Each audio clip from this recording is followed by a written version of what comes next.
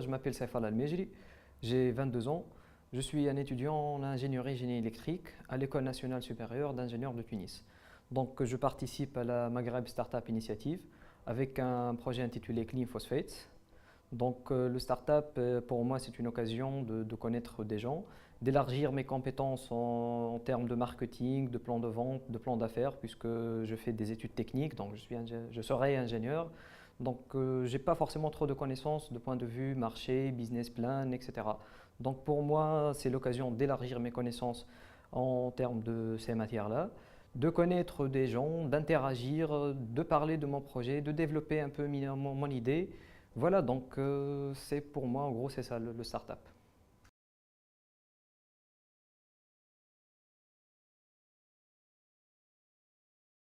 Donc, tout d'abord, j'ai introduit mon projet. Donc, Clean Phosphates, comme vous savez, la Tunisie est l'un des plus grands producteurs de phosphate, donc même à travers le monde.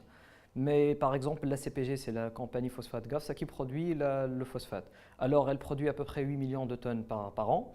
Et il y a 35% de déchets, donc c'est-à-dire à peu près de 2,4 millions de tonnes de déchets. Alors, mon idée est de recycler bien évidemment ce déchet-là. Alors, au début, j'ai pensé à extraire donc un matériau qui s'appelle le kaolin, mais après, il s'est avéré qu'on pourra utiliser ces déchets entièrement, c'est-à-dire toute l'argile, ces 2,4 millions de tonnes qui sont déchets, on pourra les utiliser pour construire des briques de construction ou des carreaux de céramique, de faïence, etc. Donc, en gros, c'est ça l'idée. Donc pour le business plan, j'aimerais définir le coût du projet, le coût de production, les fours. Vous savez, on n'est pas un constructeur de ce genre de four donc, qui vous produit par exemple une tonne par jour, etc. en Tunisie. Donc j'ai pas trop d'idées là-dessus, donc il faudra me renseigner par rapport à ça. Il faudra me renseigner déjà à une stratégie pour vendre le produit et aussi dans un cadre juridique parce que vous savez, le traitement de déchets et tout ça, donc ça demande un cadre juridique.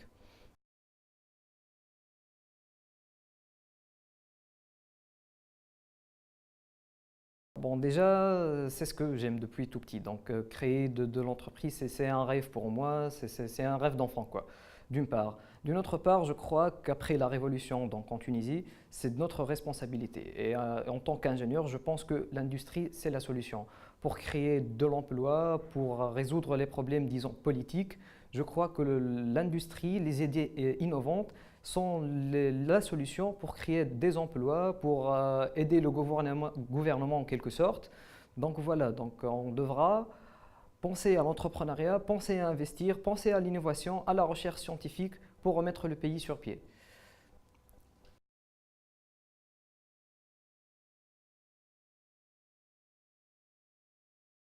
Donc comme vous le savez, la matière première des briques ou de carreaux de céramique, c'est l'argile.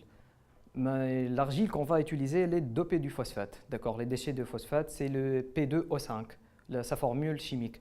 D'accord, donc l'étude que j'ai, elle a montré que cette argile dopée du phosphate P2O5, donc les déchets de phosphate, améliore la qualité de la brique construite ou du carreau de céramique. C'est-à-dire la température de cuisson va diminuer. Par exemple, pour une argile normale, la température de cuisson est de 1600 degrés.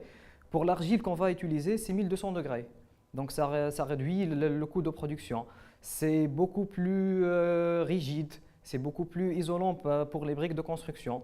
Donc l'innovation dans mon idée, dans notre idée, moi et mon associé, c'est la matière première utilisée. Déjà, ça va résoudre un problème d'environnement, parce que vous savez, dans la région de Gafsa, on souffre de pollution à cause de ces déchets de phosphate. Donc des millions de tonnes qui sont jetées là, la nappe phréatique est touchée, même la santé des gens, pour les travailleurs de mine, même pour les locaux. Donc vous avez plein de maladies de poumons. Donc ça résout un problème social, écologique, et l'innovation, donc c'est au point de la matière première.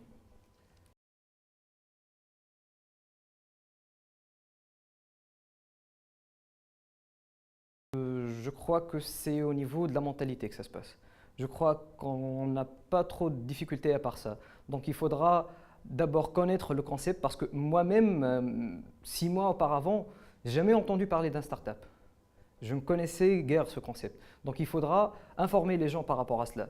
Mais du moment où qu'on a su, donc on a compris le concept, je crois qu'il y aura plus de difficultés. Donc si au niveau de l'information, au niveau de la mentalité des gens, Comme je vous ai dit, moi, je suis ingénieur et je sais pas, j'ai jamais entendu parler de ça. Donc il suffit juste d'informer les gens et après, je crois que ça ira.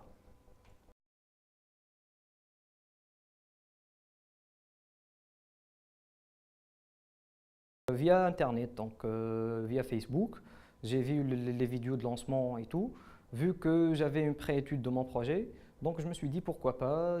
J'ai aussi tapé startup, donc j'ai vu que c'est très fréquent en États-Unis, en Europe et tout ça. Donc je me suis dit pourquoi pas ne pas participer.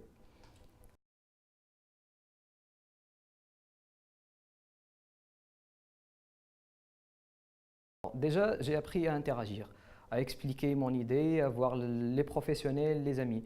Ça, c'est une chose. J'ai appris comment rédiger son plan marketing, son étude de marché, que ce n'était pas facile du tout. Donc, à la fin, bon, si je gagne ou que je perds, ça serait fair play. Mais j'espère quoi, que je serai capable de lancer ce projet. Donc, d'avoir un business plan vraiment solide, d'avoir eu des contacts, donc je me suis fait des amis et tout, donc qu'ils peuvent m'aider à vraiment lancer le projet.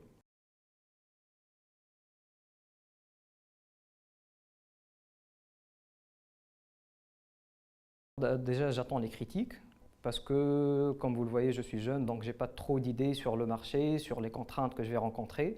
Donc j'attends qu'on me critique, j'attends qu'on me pose des questions auxquelles j'irai au bout de moi-même, disons, pour chercher la réponse.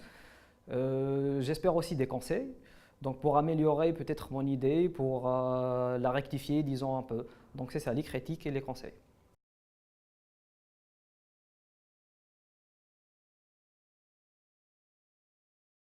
Déjà, il faudra oser parce que chez nous, je vous garantis, il y a plein d'idées. Il ne faudra pas reculer par rapport à nos idées. Il faudra se battre pour son idée. Il faudra croire en soi. Il faudra aller jusqu'au bout de soi-même pour vraiment mettre en place son idée.